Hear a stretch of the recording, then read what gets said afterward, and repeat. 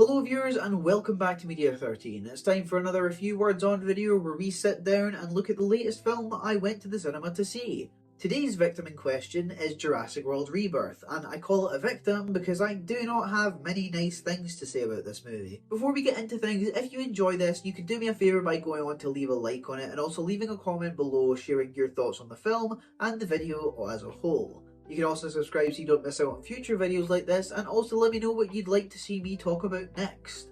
I am getting incredibly tired of the argument that Gareth Edwards just needs a good script, because I have seen several films from him at this point that imply that maybe his movies just aren't for me.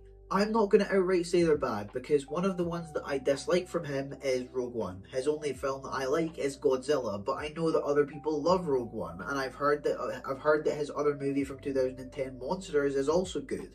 Maybe I'll give that a chance at some point, but honestly, I think I'm burned out on him. I think I've just accepted that his movies aren't really going to do it for me. Jurassic World Rebirth is somehow an incredibly disappointing return to a franchise that had already ended on such a dismal note, so severe to the point where if you were to ask me which one I'd rather rewatch, it would actually probably be Dominion, because that at least had characters I could care about, and here, that was severely lacking. I went to see this with Reese, and when it was finished, the first thing that came out of my mouth was, I just don't care. Because I truthfully didn't. None of these characters had any substance whatsoever. The writing for each one of them was so shallow. Gareth Edwards does such a tremendous job with scale, and it's almost frustrating to the point because of the fact that everything else sucks as a result of that. The character writing is bad, the plot is bad.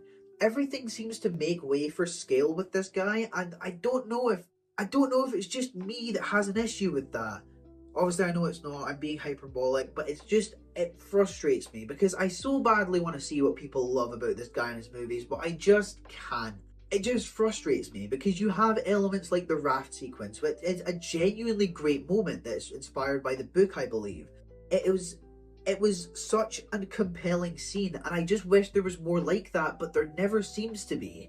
But no, like I said, every character here is incredibly shallow. I think in terms of acting, Mahershala Ali gives a pretty good performance, but even then, it doesn't save his character. The writing still sucks. The character still sucks as a result of that. He's unable to do anything, but he still manages to do something. It's a bare minimum that, if not for that, this movie would have been damn near insufferable. However, also credit where it was due, actually, on the prospect of acting. Despite the shallowness of the character, I did also really enjoy Jonathan Bailey as a lead actor here. I think the only lead that I really had any issue with was Scarlett Johansson. I didn't think she was very good here. She was very much quippy side of the MCU that her character would be a part of. It was very much...